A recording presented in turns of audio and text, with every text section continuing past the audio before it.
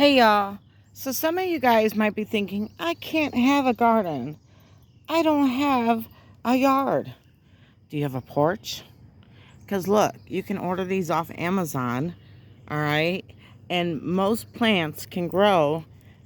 I'm putting the seed right in here. It's a little dirt. The dirt goes inside here. See? But if the dirt doesn't come out all the way, just bring your finger in here and push it out. Okay, just like that. Push it out. Or just add some dirt right here. And so what I'm growing is some hanging tomato plants.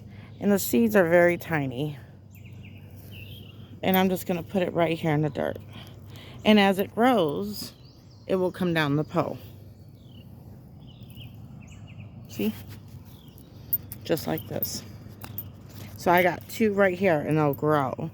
But I also have my tomato plants growing right here. Different kinds.